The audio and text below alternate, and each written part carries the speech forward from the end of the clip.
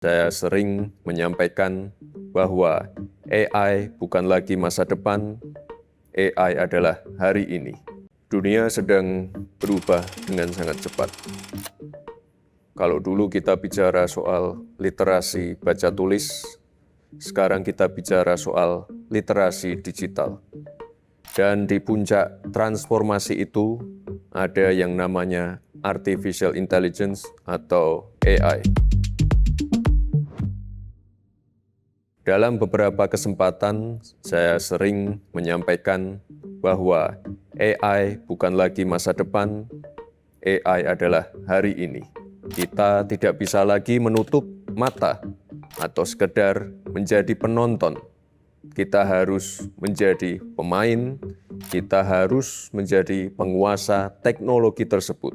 Oleh sebab itu, kepada adik-adik pelajar, saya ingin kalian memahami bahwa AI adalah alat untuk mempercepat, bukan alat untuk membuat kalian malas.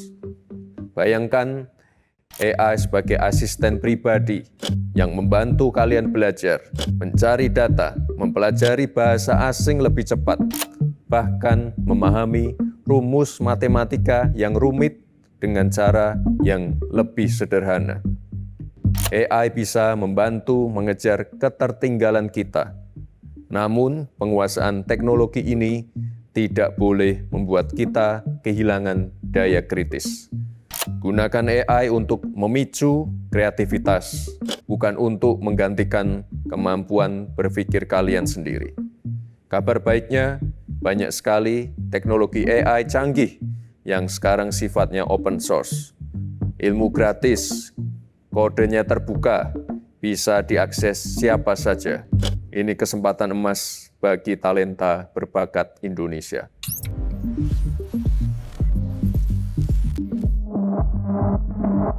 Di tangan yang menguasai teknologi, Indonesia Emas 2045 bukan lagi sekedar impian, tetapi sebuah kepastian. Di sisi lain, saya juga ingin berbicara khusus kepada para guru dan orang tua. Saya tahu ada rasa canggung atau mungkin kekhawatiran. Kita melihat teknologi yang berkembang begitu cepat. Tapi saya harap para guru tidak pernah menyerah untuk meningkatkan kemampuan diri. Guru yang menguasai AI akan memiliki kekuatan super untuk mendidik dengan lebih efektif. AI bisa membantu sisi administratif guru, baik dalam membuat pertanyaan, menyajikan penjelasan yang lebih sederhana dan diminati murid, serta memberikan contoh kasus yang membuat murid lebih bisa menyerap materi pembelajaran. Sehingga Bapak Ibu punya lebih banyak waktu untuk menyentuh sisi humanis dan karakter murid-murid kita. Orang tua juga sama, kita juga harus mendampingi anak-anak kita. Jangan sampai anak-anak kita terbang tinggi dengan teknologi, tapi kita sebagai orang tua tertinggal di bawah dan tidak tahu apa yang mereka akses. Mari kita belajar bersama-sama, namun ada satu hal yang jauh lebih penting dari sekedar teknis penguasaan AI, yaitu etika. Teknologi tanpa etika itu berbahaya. AI bisa digunakan untuk membuat konten positif, tapi juga bisa dipakai untuk menyebar hoax, melakukan plagiarisme, atau melanggar privasi orang lain.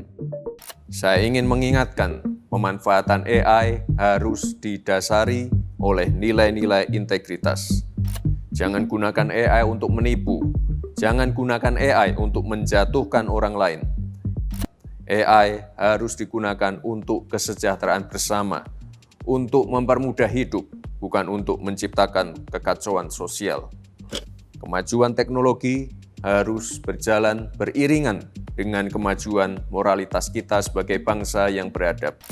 Pemerintah Indonesia telah berhasil menyelesaikan Readiness Assessment Methodology untuk AI yang disusun UNESCO, yang berfungsi sebagai alat diagnose untuk menilai kesiapan dan tata kelola AI Indonesia di masa datang sesuai pedoman etika. Kita punya potensi besar. Indonesia punya talenta-talenta hebat. Tugas pemerintah adalah menyiapkan ekosistemnya. Dan tugas kita semua adalah mempersiapkan kapasitas diri kita masing-masing.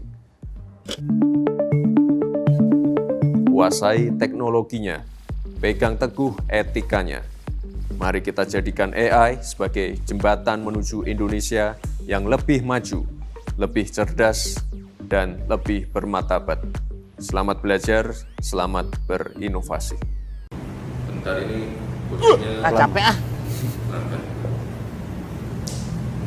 Iya, enggak, soalnya dia gitu. Dari tadi mau turun ke bawah. Yuk, tinggal dikit.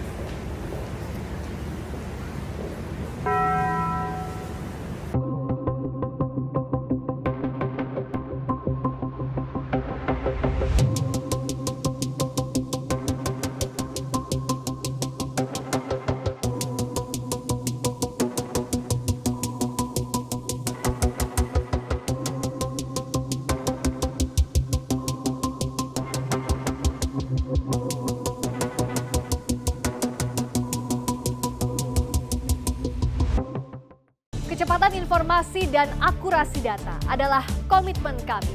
Satu langkah lebih dekat, satu langkah lebih terpercaya. Saksikan Sapa Indonesia Malam di Kompas TV Channel 11 di televisi Anda.